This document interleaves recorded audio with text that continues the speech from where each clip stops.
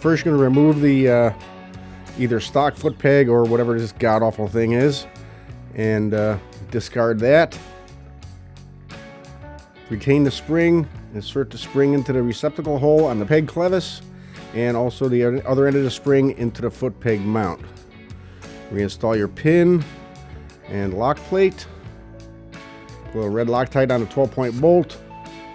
Screw it in, tighten it down. It's basically 24 foot-pounds, but just make it tight because it's hard to get a torque wrench in there. It's a 5/16 bolt, 24 foot-pounds. You can get this product from TraskPerformance.com direct or your local drag specialties dealer.